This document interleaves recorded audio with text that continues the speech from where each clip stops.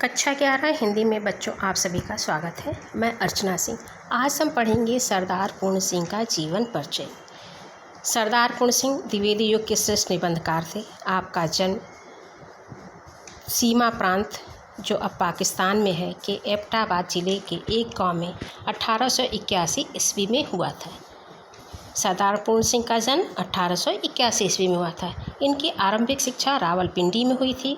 High school की परीक्षा उत्तीर्ण करने के बाद लाहौर चले गए। लाहौर के एक कॉलेज से इन्होंने FA की परीक्षा उत्तीर्ण की।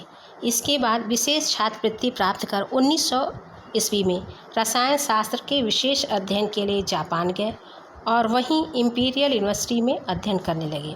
जब जापान में होने वाली विश्व धर्म सभा में भाग लेने के लिए स्वामी रामतीर्थ वहां पहुंचे तो उन्होंने वहां अध्ययन कर रहे भारतीय विद्यार्थियों से भी भेंट की। इसी क्रम में सरदार पूर्ण सिंह से स्वामी रामतीर्थ की भेंट हुई। रामतीर्थ किससे प्रभावित होकर के इन्होंने वहीं संन्यास ले लिया और स्वामी जी के साथ ही भारत लौट आए। स्वामी जी की मृत्यु के बाद इनके विचारों में परिवर्तन हुआ और इन्होंने विवाह करके गृहस्थ जीवन व्यतीत करना आरंभ किया। इसके बाद देहरादून के इंपीरियल फॉरेस्ट इंस्टीट्यूट में 700 रुपये महीने की एक अच्छी अध्यापक की नौकरी मिल गई। यहीं से इनके नाम के साथ अध्यापक शब्द जुड़ गया। तो सरदार पूर्ण सिंह का जन्म 17 फरवरी 1881 ईस्वी में एबटाबाद में हुआ था। ये द्विवेदी युग के प्रमुख निबंधकार हैं और यह जो है स्वतंत्र प्रकृति के व्यक्ति थे, इसलिए इस नौकरी को निभा नहीं सके और त्यागपत्र दे दिया।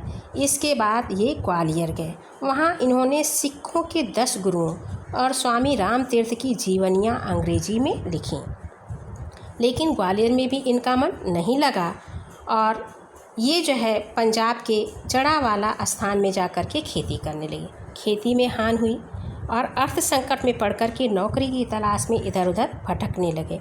इनका संबंध क्रांतिकारियों से भी था। दिल्ली षड्यंत्र के मुकदमे में मास्टर अमीर चंद्र के साथ इनको भी पूछताछ के लिए बुलाया गया था, किंतु इन्होंने मास्टर अमीर चंद्र से अपना किसी भी प्रकार का संबंध होना स्वीकार नहीं किया। प्रमाण के अभाव में इनको छोड़ दिया गया। इस घटना के बाद इनके मन पे इतना बहुत गहरा प्रभाव पड़ा था और भीतर ही भीतर ये पश्चाताप की अग्नि में जलते रहते थे।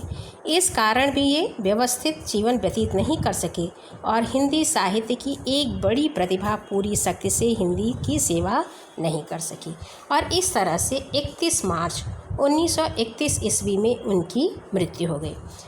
सरदार पूर्ण सिंह के हिंदी में कुल 6 निबंध उपलब्ध हैं, जिसमें है सच्ची वीरता, आचरण की सभ्यता, मजदूरी और प्रेम, अमेरिका का मस्त योगी बाल हिटमैन, कन्यादान और पवित्रता। इन्हीं निबंधों के बल पर इन्होंने हिंदी गद्य साहित्य के क्षेत्र में अपना स्थान बना लिया। सरदार पूर्ण सिंह के निबंध विचारात्मक होते हुए भावात्मक कोटि में आते हैं। ये प्रायः मूल विषय से हट करके उससे संबंधित अन्य विषयों की चर्चा करते दूर तक भटक जाती हैं और फिर स्वयं सफाई देते हुए मूल विषय पे लौट आते हैं। सरदार पूर्ण सिंह हैं, इनकी भाषा शुद्ध खड़ी बोली है, लेकिन उसमें संस्कृत के तत्सम शब्दों के साथ साथ फारसी और अंग्रेजी के शब्दों का भी प्रयोग हुआ है। इनकी निबंध शैली अनेक दृष्टियों से निजी शैली है। विचारों और भावनाओं के क्षेत्र में ये किसी संप्रदाय से बंधकर नहीं चलते।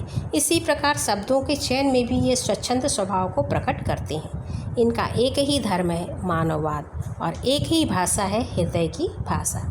और सरदार पूर्ण सिंह के द्वारा लिखा गया निबंध आचरण की सभ्यता में लेखक ने आचरण की श्रेष्ठता प्रतिपादित की है और यही निबंध आपको पढ़ना है। तो यह सरदार पूर्ण सिंह का जीवन परिचय यहीं पर पूर्ण होता है।